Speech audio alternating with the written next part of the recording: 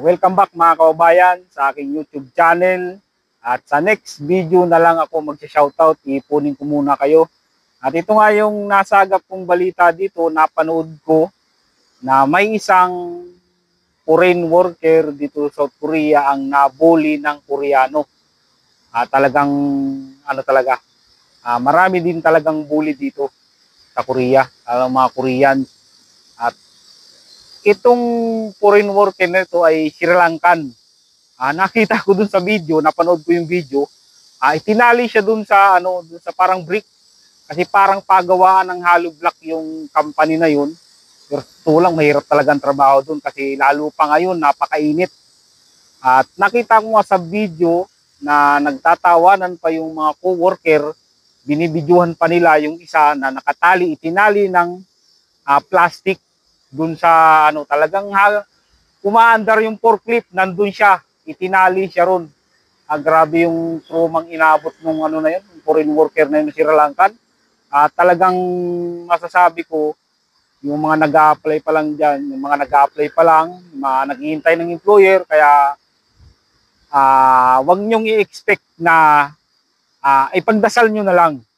Ipagdasal nyo na lang na maging mababait yung maging amon nyo, maging mabait yung magiging mga kasama nyo sa trabaho, at hindi talaga tayo nakakasigurado.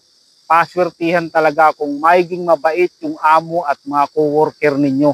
At mabuti na lang dun sa itong napabalita ngayon ay hindi Pinoy yung ginawa nila ng ganon. Malamang kung Pinoy, di lang natin masabi kasi yung lahi ng mga Sri Lankan ay talagang yung mga yun parang takot din. Masasabi ko sa inyo dun sa mga naghihintay ng employer, doon sa mga nag-aaral pa lang ng Korean language na gustong makapunta dito, ay masasabi ko ay kailangan buo ang loob ninyo. Dapat handa kayo kung ano man, mahirap man ang trabaho o magaan, hindi magandang ugali ng amo o mabait.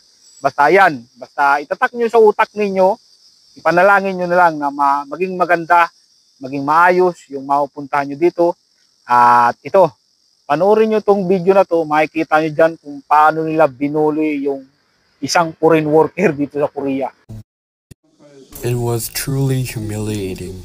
At a press conference in front of Naju City Hall in South Jeolla Province on Thursday, a Sri Lankan worker in his 30s said, "I was hurt both physically and emotionally. I want to forget this nightmare as soon as possible." The case surfaced after it was revealed that the migrant was harassed by coworkers at a local factory. He was tied up with plastic wrap alongside bricks and moved by forklift, treated as if he were a cargo. The Korean forklift driver mocked him, saying, "Did you do something wrong? And you should say you're sorry." The incident was captured on video by fellow migrant workers. Other workers standing nearby didn't intervene. Instead, they were seen laughing and filming with their phones. The Sri Lankan victim is said to be suffering from severe psychological trauma. A member of a local migrant workers network said this barbaric act at the workplace is a human rights abuse. He added that such abuse against foreign workers is widespread. Local labor organizations plan to file a formal complaint with the police so that the perpetrators can be held accountable. Meanwhile, South Korea's president vowed on Thursday to thoroughly punish this barbaric human rights abuse against the socially vulnerable, referring to the incident in Naju. Earlier that day, Lee Jae-myung posted the video on his social media saying, "I could not believe my eyes watching this."